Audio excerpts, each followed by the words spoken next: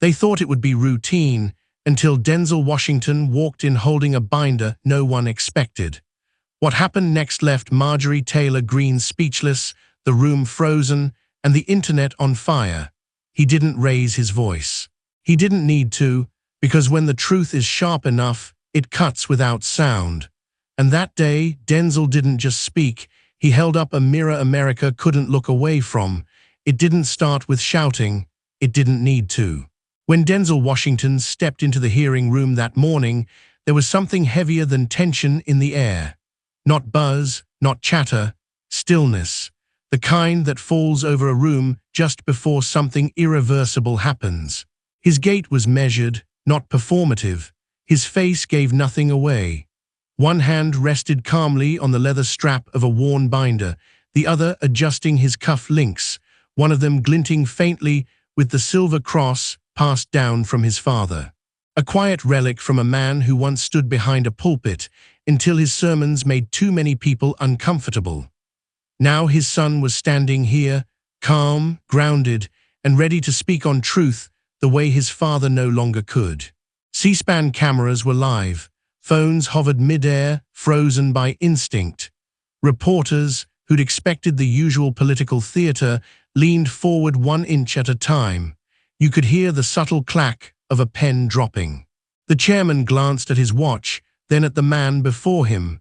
"Mr. Washington," he said, not quite hiding the uncertainty in his voice. Denzel nodded once, stepped up, and said something no one expected. "I am not here today as a celebrity," he began, his voice even but rich, a tone honed not in studios, but in quiet decisions made when no one's looking. "I'm here today under oath. Not the kind sworn on a Bible or before a camera, but the kind I made to myself years ago, to speak when the truth has no one else to carry it." A pause, not for effect, just to let it settle.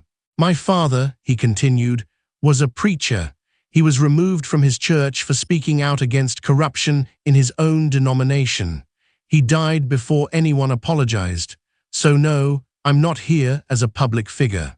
I'm here as his son." The room stilled. Greene shifted in her seat. The chairman blinked but said nothing. Denzel placed the binder gently on the desk before him, didn't open it yet, just rested a hand on it. "There's something I need to ask," he said. "It's a question too many people have avoided for too long. If a public servant uses the people's money to purchase silence, and those in this room say nothing, then who are we really working for?" No one moved. A camera adjusted focus with a soft mechanical click. "I'm going to speak plainly," he continued, "and I will name names. This is not speculation. This is not theater. These are records, certified and time-stamped. And if anyone in this chamber believes I am mistaken, I welcome interruption, on the condition that you do so under the same standard I hold myself to, truth and nothing less." He opened the binder. The first page wasn't flashy. No red circles or dramatic headlines, just 3 black and white photocopies of a financial record. "Let's begin," he said, almost softly. "Between February and June of last year," he read, "a series of 5 wire transfers were made from the Freedom Rising PAC into entities registered in Georgia, each within 48 hours of major floor votes." Marjorie Taylor Greene looked up, her mouth tightening. "These entities," he tapped the page lightly, "share a common registered agent, a man named Elroy Chambers. Same address, same postbox, no office. That's not illegal. But the timing, that deserves scrutiny." He turned the next page. The room didn't breathe. "On March 11, he said, $32,000 moved from a PAC account into a consulting firm named Ridge Management Group. 48 hours later, Representative Greene introduced a last-minute rider to an appropriations bill favoring deregulated energy contracts in rural zones. That was the moment the temperature in the room dropped. "Coincidence," Greene muttered, not loud, but enough to be heard. Denzel didn't even blink. "I believe in coincidence," he replied, "but I also believe in patterns." He tapped again. April, same account, new transfer, same pattern. Greene leaned forward, voice sharper. "You're cherry-picking numbers, making smoke where there's no fire." Denzel finally looked up, calm, unshaken. "I'm not here to set fires," he said. "But I will not walk out of this room pretending we don't all smell smoke." The chairman shifted in his seat, opening his mouth, but no words came. Denzel continued. "In the coming minutes," he said, "you're going to see records that are not mine. They come from state filings, bank statements, and FOIA requests. I will not yell, I will not accuse, I will read, and I will let the evidence speak." He closed the binder briefly, looked across the room. "This is not about partisanship," he said. "It's about a breach of public trust. And if this chamber is not willing to investigate its own, then what, exactly, are we asking the American people to trust us with?" Silence, and then slowly he reopened the binder. The hearing had only just begun. The sound of the binder opening again wasn't loud, but it cut through the room like a blade. The kind of quiet that makes you lean in, even if you do know why. Denzel Washington turned the next page, his eyes scanning it briefly, not because he needed to, but because he already knew what was there. Every line, every dollar, every timestamp. This wasn't performance, it was preparation. He didn't look up as he spoke. "Let's talk about Ridge Hill Partners," he said. One of the aides behind Greene shifted in his seat. "According to public filings," Denzel continued, "this Nevada-based investment group received a meeting request from Representative Greene's office on January 24th. That in itself is unremarkable. What happened next is not." He lifted the page so that the room could see the top corner, a printed screenshot, dated, time-stamped. "On February 6th, he said, Representative Greene attended a private summit in Henderson, Nevada, under the pretext of a strategic energy consultation. There were no staffers present, no disclosures made, but the lodging covered in full." He paused, then tapped the paper twice, deliberately. 3 nights. The Phoenician Resort, presidential suite. A murmur rippled, not outrage yet, just confusion, disbelief. Denzel calmly placed the next document atop the last. "The invoice," he said, "paid in full by an entity known as LRM Holdings, owned by one Leonard March. You may recognize the name. He's currently under IRS investigation for international wire fraud." Now the silence deepened. Greene shifted again, voice rising with tension.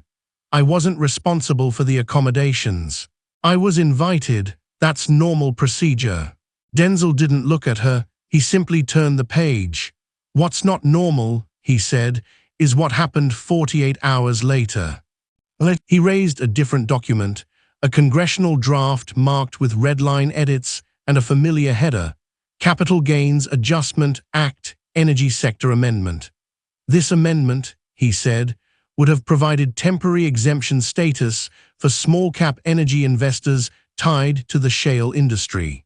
It failed by 2 votes, but it was introduced by Representative Greene just 2 days after her return from that Nevada summit. Someone in the gallery took a slow breath. A pencil snapped quietly near the clerk's desk. "I'm not here to suggest guilt by proximity," Denzel added, voice steady. "I'm here to present patterns that deserve questions, and so far, none of them have been answered." He turned the next page. "This one's from March," he said. "A wire transfer, $19,500, to an LLC called Atlantic East Solutions. Again, linked to Greene through an address registered to her former campaign treasurer." Now it wasn't just staffers taking notes. It was members of the committee. One congressman glanced sideways at his colleague. Another leaned forward, hands steepled, brow furrowed. Greene leaned toward her mic.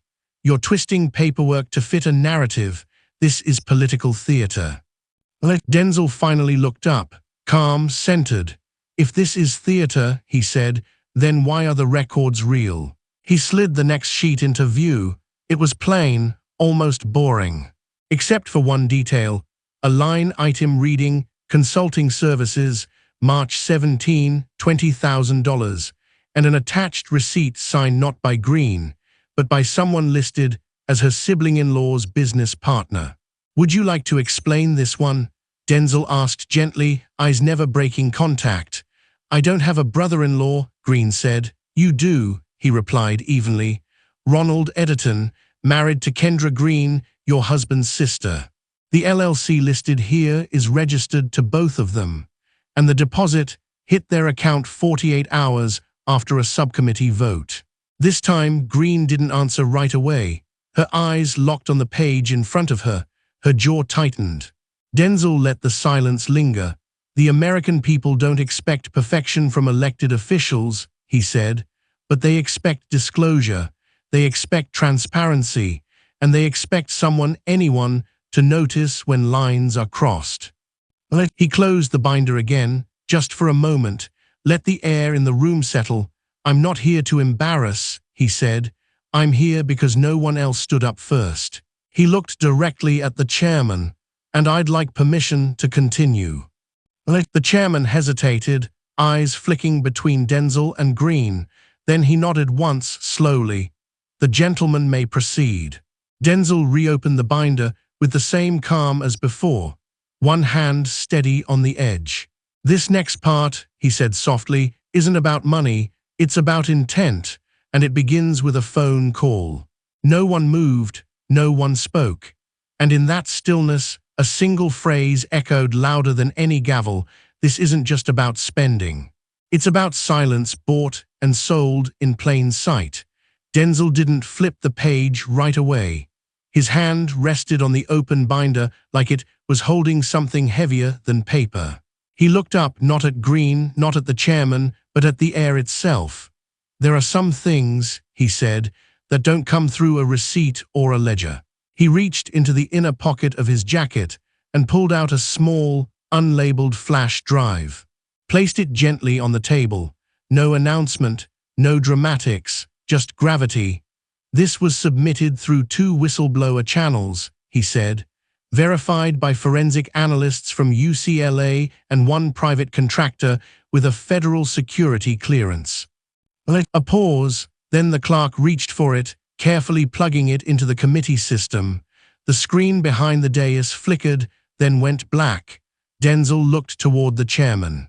"With your permission, I'd like to play a segment of audio, 90 seconds.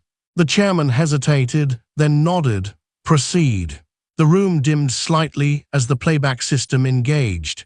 And then, without warning, a voice filled the chamber. It wasn't yelling, it was casual, familiar, a woman's voice, relaxed. "Just route it through the second one, no names, no trail. We already told them it was a research grant." There was a pause on the tape, then laughter. "They're not gonna dig. They never do. Hell, Dorsey's staff didn't even ask last time." The audio clicked. A timestamp appeared in the lower corner. March 9th, last year. Greene sat perfectly still, but her knuckles whitened around the edge of her table. One of the aides behind her whispered something under his breath. Another glanced at his phone like he was looking for an exit. The voice continued, "We'll just slide it in under strategic advisory again. Same line item. If they push back, I'll call Ridge myself." Then silence. The screen went dark. Denzel didn't say a word. He didn't need to. Greene broke it first. "That could be anyone," she said. "AI is everywhere. You can't prove that's me." Denzel nodded slightly, as if anticipating the denial. Then he reached for another document, a lab report. He held it up. "Voice print analysis," he said, his tone level. "Matched against 6 public speeches, 2 committee hearings, and 3 press clips. Margin of error, 1–2%. He laid the paper flat. "We submitted it to the Congressional Ethics Office 3 days ago. They confirmed authentication yesterday morning." Greene opened her mouth, then closed it. Her jaw worked in silence. A few members of the committee exchanged glances now, not of skepticism, but of slow recognition. One of them, Representative Dorsey, leaned back in his chair. His name had been mentioned on the tape. Denzel looked at him. "If I've misstated anything, sir, the floor is yours." Dorsey didn't move, didn't speak. Denzel turned back to the room. "This isn't about a voice," he said. "It's about what the voice represents.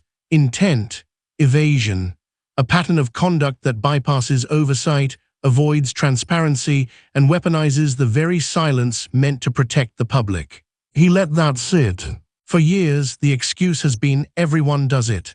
He scanned the room slowly. But no one says that out loud because we know what it means. He opened the binder again, flipping past several pages, paused, held one up. "A pack labeled Freedom Rising," he said. "A line item, $27,400, labeled Regional Strategic Services. No vendor listed, no physical address, no contract on file. But matched, down to the hour, to a wire transfer received by a Florida LLC owned by the spouse of one of Greene's former aides."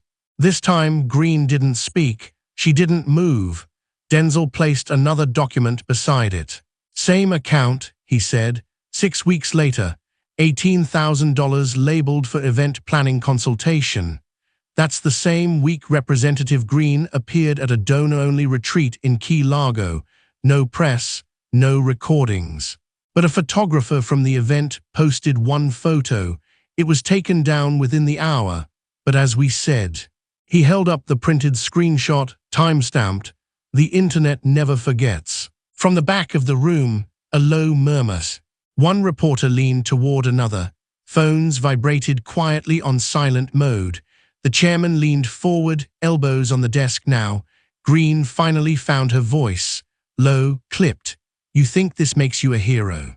Denzel didn't respond to the jab. His tone stayed unchanged. "I think the public deserves to hear what they've been funding." He closed the binder gently, fingertips resting on the cover.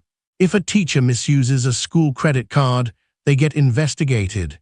If a soldier mishandles logistics funds, they face consequences. But when a member of Congress launders intent behind 5-syllable phrases like Strategic Advisory Initiative, they get applause, a headline, a new committee chair." He stood for the first time, not to leave, but to change the air in the room. "This isn't about vendettas," he said. "It's about what we normalize, and what happens when someone finally says, 'That's not normal anymore.'" The binder remained closed on the desk. The silence that followed wasn't stunned, it was heavy, like something sacred had just been broken, and outside the chamber, phones were already lighting up. The story was moving faster than the system could catch it. Denzel didn't sit. He didn't need to. The room had already adjusted to his stillness, like a tide obeying gravity. He reached into the inside flap of the binder and pulled out a plastic sleeve, thin, sealed, and marked with a tamper-evident label. "This," he said calmly, "is not a headline. It's not a theory. It's a photo." He held it up, not to the cameras, not to the committee, but to the clerk. The woman took it with both hands, her expression neutral but her grip firm. She walked it over to the chairman. "Verified image," Denzel continued. "Metadata confirmed. Original file recovered from a backup server belonging to a freelance photographer who worked the Ridge Hill Summit in Nevada. He was under contract for a private donor group. He was not supposed to release this." The chairman looked at the photo. His eyes didn't blink right away. Denzel turned toward the rest of the room. "This photo was deleted from the original post within 48 minutes. The metadata confirms it was taken February 6, 2023, 9:37 a.m. A screen lit up behind him. The image appeared. No headline, just a frozen moment. It showed Marjorie Taylor Greene seated on a sunlit terrace at the Phoenician, a glass of water in one hand, leaning in across the table. Opposite her, clearly visible, sat Leonard March, CEO of Ridge Hill Partners. A third chair was empty, a waiter in mid-step behind them, unaware the photo would ever mean anything. The conversation looked casual, but the context was radioactive. 2 weeks after this photo, Denzel said, Representative Greene introduced language to an appropriations bill that would have carved out regulatory exceptions for short-term mineral leases across 3 states. Ridge Hill stood to benefit directly. He let the image linger. Greene's voice broke the silence harder now. That was a public event. Nothing was promised. This is just optics. Denzel didn't raise his voice. He barely moved. No event record exists in the House travel disclosure logs. No registration. No listed schedule. No press access.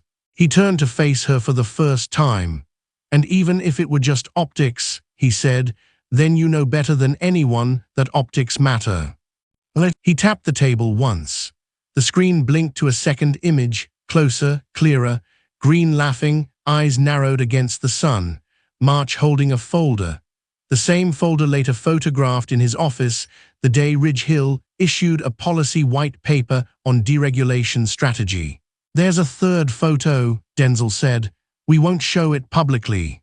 That landed heavier than anything displayed. He continued, slower now.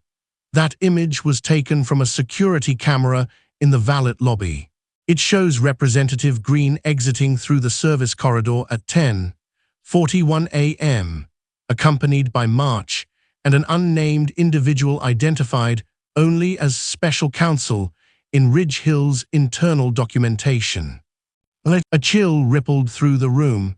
We don't need to show the image, he added, because the timestamp is enough. The service corridor is restricted to staff and invited guests. There is no public entrance. And yet her name does not appear on the Ridge Hill guest registry. He paused, one beat too. Why? Greene leaned into her mic, her tone controlled but shaking underneath. This is character assassination dressed up as diligence. This is a witch hunt. Denzel tilted his head just slightly. No, he said. A witch hunt starts with superstition. This starts with a subpoena. The room froze. Not a single phone buzzed. Even the air conditioning felt like it had backed off. He placed the next document gently on the table. This is a signed guest confirmation from Ridge Hill's internal system. The original was encrypted. A forensic retrieval team restored it from backup drive fragments during a compliance review. Her initials, MTG, appear on the confirmation, along with a proxy ID registered to her staff's IT credentials. Someone in the back let out a breath too loud. Denzel didn't press. He didn't gloat. This isn't the moment you get caught, he said. This is the moment the trail stops disappearing. Greene stood up, not in defiance, not yet. Just trying to outrun the weight of the moment. You have no authority, none, to pull my staff's records. Denzel looked at her, eyes calm, voice low. I didn't. Ridge Hill did. During a server migration audit, their tech team found the trail. And then he placed one more paper on the stack. They handed it over to the Federal Oversight Liaison. It's already archived. She stood frozen. That was the break, not the facts, the helplessness. This isn't about politics, Denzel said quietly, for the room but also for her. It's about the space between silence and complicity, and whether you think no one will ever close that space. The screen behind him faded to black, but the image remained, on every phone, in every inbox, in the eyes of the room that had just realized. This wasn't exposure, it was evidence. For a moment, it felt like no one remembered how to move. The screen had gone dark, but the room wasn't breathing yet. Denzel Washington remained where he stood, one hand resting on the binder, the other lightly tapping the next sealed envelope. The kind used for chain of custody, numbered, initialed. Documented. He didn't look at Greene when he spoke. He didn't need to. There's a reason I waited until now to introduce this piece, he said, voice steady, because it doesn't just reflect poor judgment. It crosses the line between political convenience and legal consequence. He held up the envelope but didn't open it yet.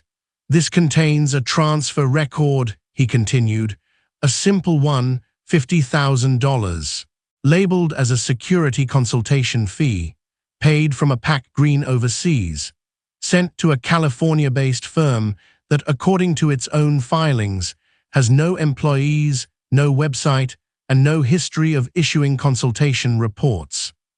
He paused, not to dramatize, but to invite stillness, to make space for the truth to land. 2 weeks later, he said, the same firm made a payment of $48,700 to a private contractor. That contractor was working, under non-disclosure, on retrofitting a beach property in Flagler County, Florida, purchased under the name Bay Rise Investments. He looked up now, an LLC managed by Ronald Editon, married to Kendra Greene, Representative Greene's sister-in-law. Someone in the gallery dropped a pen. I don't have a beach house, Greene snapped, and I don't control what extended family invests in. Denzel nodded, slow and measured. No one's accusing you of owning the deed, but the contractor sent an invoice, one that included a project note from the planning phase. He slid the paper into the clerk's hand, then repeated the line written in the margin. Install privacy wall and motion sensors. Mrs. G needs full seclusion by Easter. The air tightened. Greene's voice cracked with fury. That's circumstantial. You're making this personal. No, Denzel said, finally raising his gaze to meet hers. I'm making it accountable. The chairman leaned forward, clearing his throat, but he didn't interrupt. No one did anymore.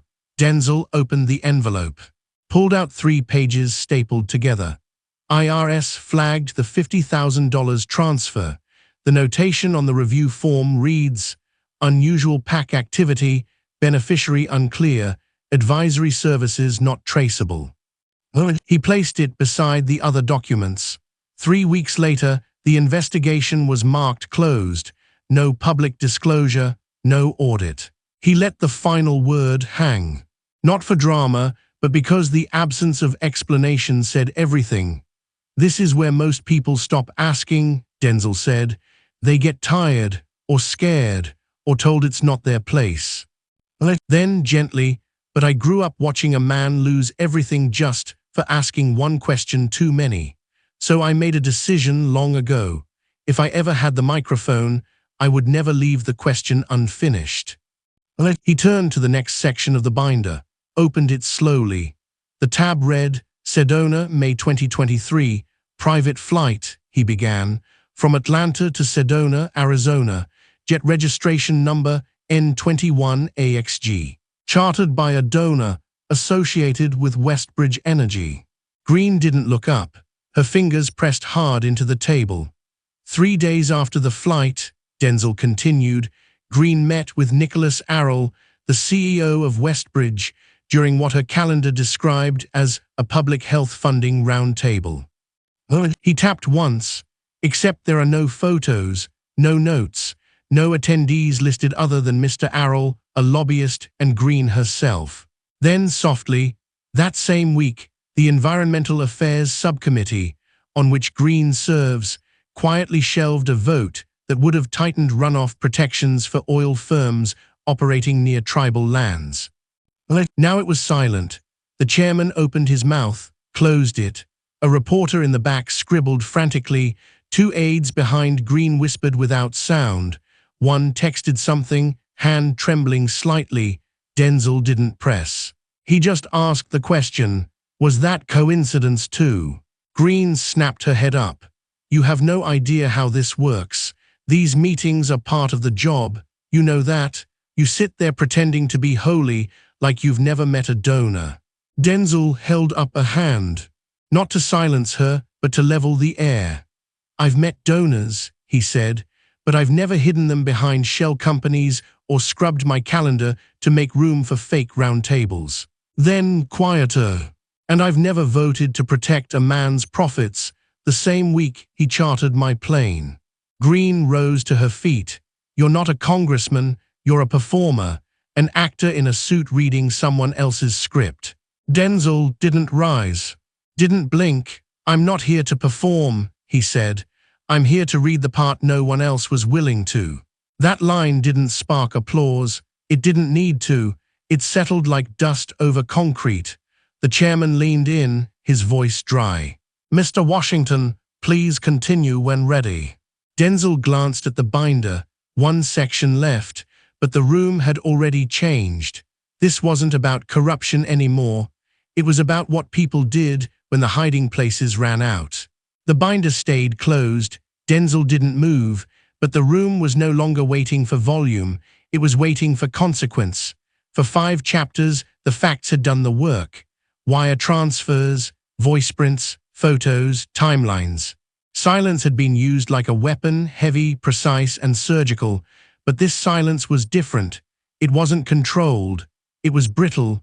Greene sat still, but her composure was fraying, her elbows pressed in, shoulders stiff. Jaw clenched so tightly her lips barely moved when she whispered something to her aide. He didn't answer. He just kept typing. The chairman adjusted his glasses, then set them down. No one reached for their gavels anymore. There was no point. This wasn't a hearing, not in the way Washington was used to. It had become something else, something no one wanted to name out loud. Denzel remained quiet for a long beat. Then finally, he spoke. "Let's set aside money," he said. "Let's set aside names, parties, and contracts." He stepped forward slightly, not toward Greene, but toward the center of the room. "What do we call it?" he asked, "when a system becomes so numb that consequences only come with cameras?" No one answered. They weren't meant to. The question was for the oxygen. He looked at the committee. One member looked away. Another, once vocal, now avoided eye contact entirely. Denzel's hand rested on the binder like it had a pulse. "Over the last 4 months," he continued, "I've spoken to 32 former staffers, 7 whistleblowers, and 4 auditors who left government work not because they were tired, but because they were told, directly or indirectly, let it go. She's untouchable. He let that hang. She is." From the back of the room, someone shifted. A congressional staffer quietly removed her ID badge, slid it into a folder, and closed it. Another stood slowly and walked out through the side door. No one stopped her. Greene's hands now gripped the edge of the desk, still white-knuckled, still defiant, but smaller than before. Denzel opened the binder one last time. He didn't flip to a tab. Just lifted a single sheet of paper from the back pocket. It was unmarked, plain, 1 paragraph in 12-point type. "This was sent to my office 2 days ago," he said, "from a former legislative analyst inside Greene's own team. He asked for anonymity. He didn't ask for protection, just a platform." He began to read. "We knew what was happening. We were told to stop asking questions. When the ethics review was killed in committee, we got cupcakes delivered to our desks. That was the culture. Smile, deflect, move on. And if someone said the word subpoena out loud, you cleared your calendar and waited for a replacement. A pin could have dropped." Denzel folded the page once and placed it back into the binder. "That isn't an accusation," he said. "It's a eulogy." Greene pushed back from her desk. The sound of the chair scraping across the marble floor echoed like a scream. She stood, rigid. "You're trying to destroy a reputation that took me years to build." Denzel didn't respond right away. Then, without venom, he said, "No, I'm describing how you used it." She opened her mouth. No words came out. Just the rise and fall of breath. A few feet behind her, another aide slowly unplugged his laptop and slid it into a messenger bag. He avoided eye contact with everyone. Denzel didn't move from his place. He didn't escalate. Just let it all happen around him. "This isn't about your name," he added. "It's about what happens when silence becomes policy." He turned to the committee. "For every one of you who looked away. For every donor who said, 'That's just how the game works.' For every voter who gave up believing anything could change. This is what it looks like when the mirror finally refuses to fog." The room didn't shift. It buckled, internally, subtly. Like a structure under pressure that had just hit its limit. One member reached for a bottle of water but didn't drink. Another looked toward the exit with a distant stare. The chairman finally broke the silence, but not with a ruling. "Do you have anything further, Mr. Washington?" Denzel shook his head. "One more page." He didn't open it, he simply held it up, then slid it back into the binder without reading. "This one's for the record," he said. "It doesn't need to be read out loud, because by now you already know what it says." He closed the binder. Slowly, deliberately. Greene didn't speak, not out of strategy, but because there was nothing left to outrun. And outside that chamber, headlines were already crystallizing into history. But inside, something deeper had shifted, something weightless but final. This wasn't a takedown. It was the moment the room stopped protecting the wrong people. Outside the Capitol, the wind had picked up. It didn't feel dramatic, just necessary. Reporters lined the steps in silence now, no longer shouting for sound bites. There was nothing left to spin. The story was already writing itself. Inside, the hearing room was still half full, but no one was speaking. The air had changed. The sound wasn't applause or outrage, it was realization. The kind of silence that comes after the truth has settled into the walls. Denzel Washington stood alone beside the witness table, his binder closed, his voice no longer needed. The work was done. He didn't rush. He didn't look around for validation. He gathered the documents slowly, like someone packing up an altar. As he reached the door, the chairman said something, not loudly, but with the weight of someone who had just witnessed more than he'd expected. "Thank you, Mr. Washington, for saying it out loud." Denzel paused, nodded once, and walked out. Down the hall, Greene was still in the building, somewhere behind closed doors. Her team huddled, phones lit, statements half-written and already obsolete. The legal counsel was making calls, not to deny, but to soften the landing. In another wing, a freshman congresswoman, quiet, unassuming, was seen removing a framed photo of Greene from the shared hallway wall. She didn't make a statement. She didn't need to. By early afternoon, the moment had metastasized. Social media had already clipped the lines that hit deepest. But the clip that traveled the fastest wasn't the voice recording, the hotel photo, or the PAC transfers. It was one line: "This isn't about your name. It's about what happens when silence becomes policy." In a barbershop in Baton Rouge, two veterans stopped mid-discussion when that clip replayed. One of them, mid-haircut, just shook his head and said, "Man didn't even blink." His friend replied, "That's how you know it was truth. Truth don't flinch." In a diner outside Des Moines, two women in green campaign shirts sat quietly over half-eaten pancakes. One of them looked at her phone, then looked away. She didn't deny it, "Not the last part," she whispered, "not even once." By evening, talk shows were scrambling. Pundits argued not about the facts, they couldn't, but about the fallout. Would it stick? Would there be hearings? Would it end her? But Denzel Washington wasn't watching. He was already gone. Back home in Mount Vernon, he sat at his kitchen table, binder unopened, beside a cold cup of coffee. He didn't reach for it. He didn't need to. Every page had already done its part. Across the table was an old wooden cross, simple, carved by hand, worn smooth over decades. It once belonged to his father. The same father who was silenced in a church for calling out hypocrisy in the pulpit. That memory never left him. And today, finally, it had spoken through him. Later that week, a town hall in Garland, Texas, went viral for a very different reason. The gym was full: black, white, Latino, veterans, students, elders, no fanfare, no banners, just folding chairs and a single microphone at the front. Denzel didn't enter with cameras. He entered quietly, head bowed slightly in a simple gray jacket. They didn't clap. They rose slowly, respectfully, not for the man, for what he'd carried. He stepped to the mic. No teleprompter, no press crew, just breath. "I'm not here to talk about scandal," he said. "I'm here to talk about what comes next." The room was silent, because what happened in that chamber, it wasn't about one person.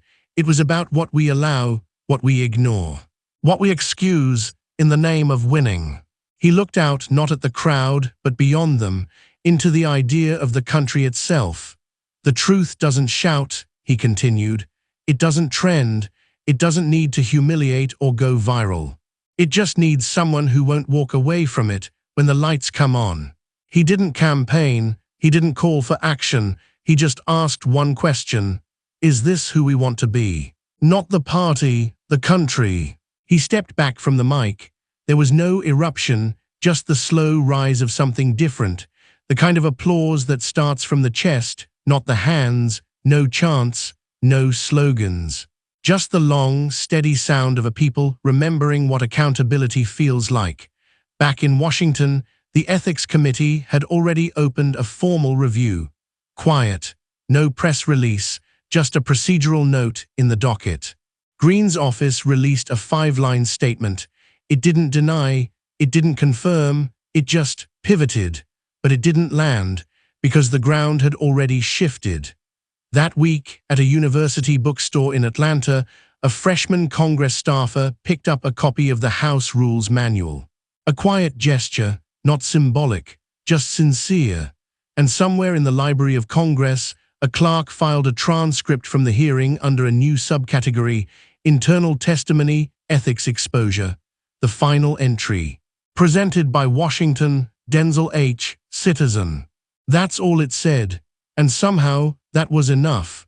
Because when the truth is carried with quiet conviction, it doesn't just win the argument, it resets the standard.